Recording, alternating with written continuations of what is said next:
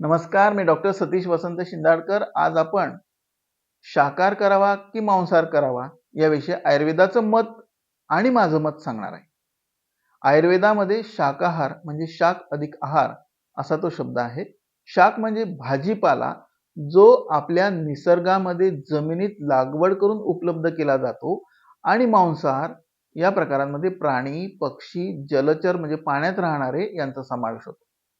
अजून थोडं विस्तृत वर्णन करायचं झालं तर मांसाहार करणारे प्राणी जसे सिंह, लांडगे, कुत्रे इत्यादी. शाकाहार करणारे प्राणी जसे गाय, बैल, म्हैस, हत्ती, उंट, जिराफ इत्यादी.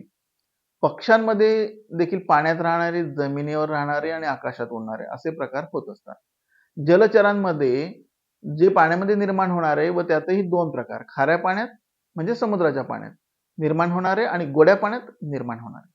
माशांचा विचार केला तर खाऱ्या पाण्यातले आणि गोड्या पाण्यातले असे अनेक प्रकार होत असतात.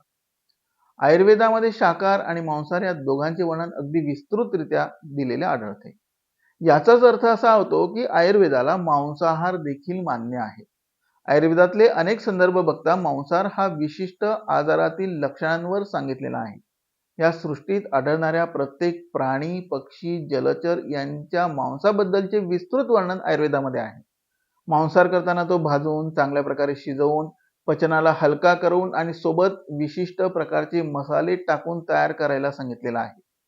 अशा पद्धतीने बनवलेला मांसाहार विविध आजारांमध्ये आणि आजारांच्या काही लक्षणांना नष्ट करण्यासाठी उत्तम असतो, असे वर्णन आयुर्वेदामध्ये आलेले आहे.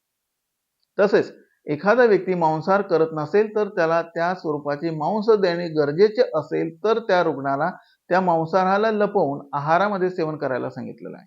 म्हणजेच आयुर्वेदाने मांसाहार हा केवळ औषधी रूपामध्ये सेवन करायला सांगितलेला आहे, रोज नाही.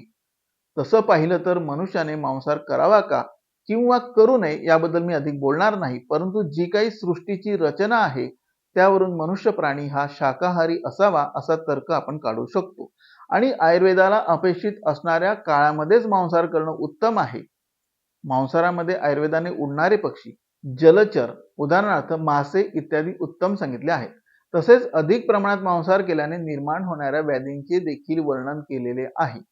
अधिक प्रमाणात पाण्यात राहणारे जलचर सेवन केल्यास मधुमेह म्हणजे डायबिटीस सारखे विकार होतात असे आयुर्वेदाने स्पष्ट म्हटलेलं आहे.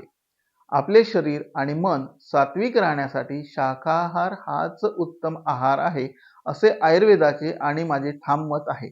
म्हणून आयुर्वेदाला अपेक्षित असणाऱ्या आहाराला जर आपण निश्चित सेवन केलं तर 100 वर्ष निरोगी दीर्घायुष्य प्राप्त होणं सहज शक्य आहे. नमस्कार.